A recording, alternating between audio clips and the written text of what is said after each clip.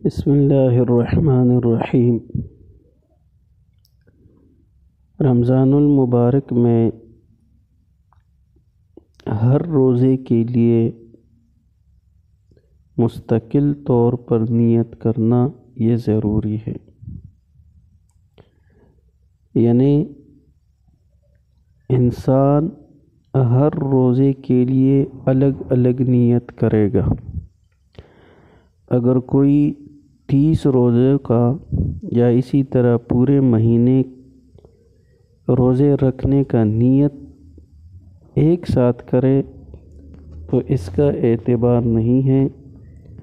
ہاں، البتہ امام مالک رحمہ اللہ تمام روزوں کے لیے ایک ہی نیت کافی سمجھتے ہیں، لیکن عند الاحناف ہر روزے کے لیے الگ نیت کرنا ضروری ہے۔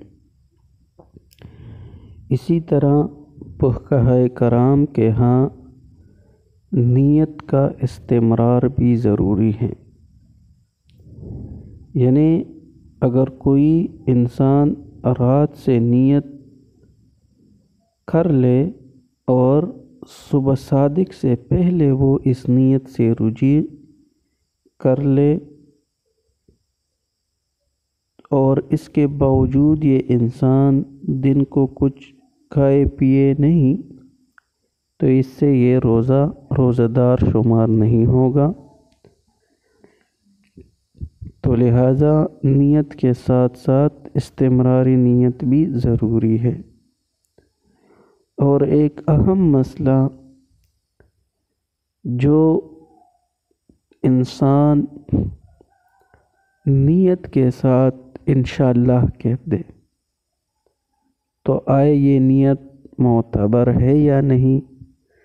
تو میرے محترم سامعین حضرات، عبادات میں انشاءاللہ کہنے سے نیت یہ مزید اس کی تاکید ہو جاتی ہے۔ تو لہٰذا عبادات کے جو قبیل میں انشاءاللہ کوئی کہے نیت کے ساتھ تو اس نیت کا بھی اعتبار ہے، کیونکہ عبادات میں انشاءاللہ کہنا استقامت کے لیے ہوتا ہے۔ اور اس کے ساتھ ایک اور ضروری مسئلہ، اگر کوئی انسان افطار کرنے کا نیت کر لے لیکن ابھی تک اس نے کچھ کھایا پیا نہ ہو تو میرے محترم دوستو، اس سے وہ روزہ دار برقرار رہے گا، اس کا روزہ برقرار رہے گا۔ ہاں، جو پچھلے ہم نے ابھی ذکر کر دیا کہ نیت میں استمرار ضروری ہے، تو اسی پر ایک مسئلہ جو متفرع ہوتا ہے وہ یہ، اگر کوئی انسان اس نے رات سے نیت کی لیکن صبح صادق سے پہلے اس نے اپنی نیت سے رجوع کر لیا